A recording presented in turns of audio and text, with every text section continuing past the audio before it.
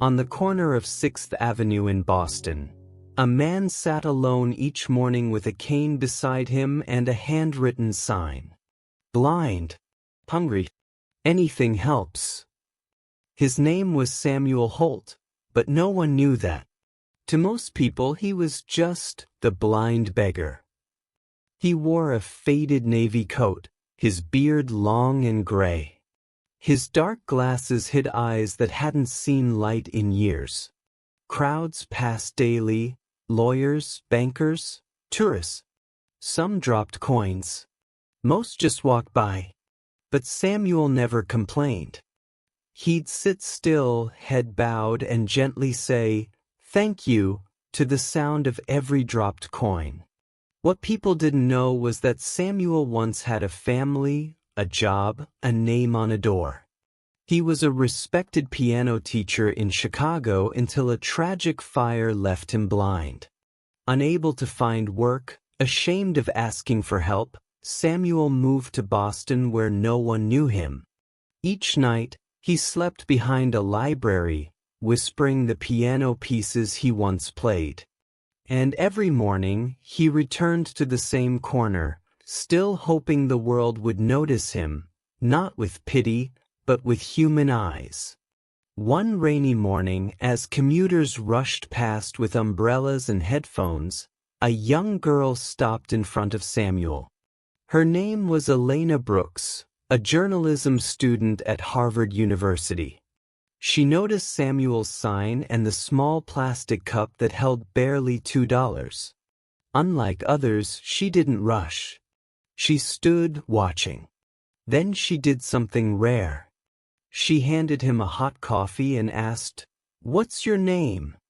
Samuel smiled. "No one's asked that in a long time." "It's Samuel." "Nice to meet you, Samuel," Elena said. "I'm Elena." She sat beside him for a while, even as the rain came down. They talked about music, cities, life before. He told her he once played piano in Vienna, even taught kids in a school for the blind. Elena was amazed. "You're not just a beggar. You're a story." He chuckled softly. "Everyone is." Later that evening, Elena posted about Samuel on her blog. She titled it, "The Man on the Corner, a Story of Unseen Brilliance." Within hours, it started to spread. By the next morning, Elena's blog post had over 70,000 views. The story of the blind beggar with a musician's soul touched thousands. People began showing up on 6th Avenue, some to give, others just to listen. A few even brought musical instruments. A young violinist played beside Samuel one afternoon. Though he couldn't see, Samuel recognized the tune and smiled, humming along. One day, a man in a business suit knelt and said, "I read your story, sir. You taught my cousin years ago in Chicago." Samuel nodded slowly. Small world. Donations grew. Someone created a fundraising page, and within a week, over $50,000 was raised. But Samuel didn't care much for money. He just liked hearing people again. Voices that spoke kindly, names that remembered his. Elena returned each day, always with coffee, always with questions. She told Samuel, "I think the world just forgot to look your way. Now they're finally turning their heads." Samuel laughed. "It's funny. I've never seen them, but I always heard their hearts." A local TV station wanted to feature Samuel.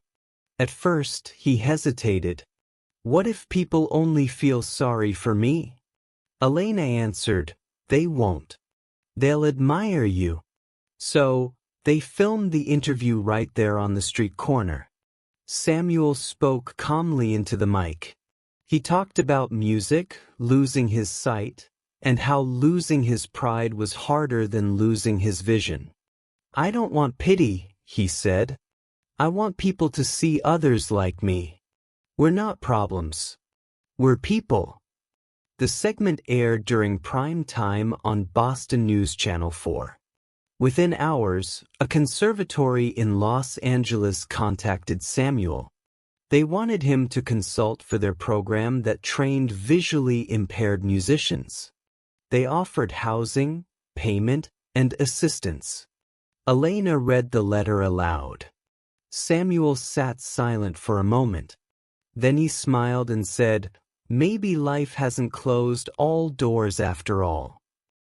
Weeks later, Samuel stood at Boston Logan Airport, a cane in one hand, Elena's hand in the other. He had accepted the offer from Los Angeles. The conservatory would provide a home, a piano, and students eager to learn. Before boarding, Samuel turned toward his familiar corner one last time. "I'll miss that spot," he said. Elena hugged him tightly. "You gave it meaning." She handed him a small wrapped box. Inside was a nameplate engraved in gold. Samuel Holt, musician, mentor, survivor. Tears welled in his eyes behind the dark glasses. "Thank you, Elena. You saw what no one else did." She replied, "You showed me the power of a story."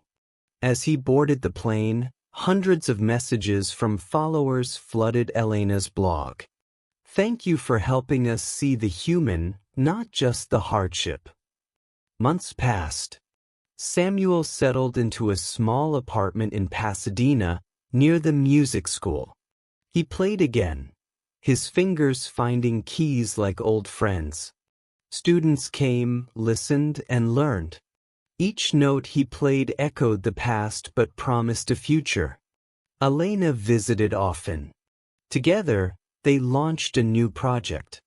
Street Stories, a digital platform sharing voices of people living on the margins.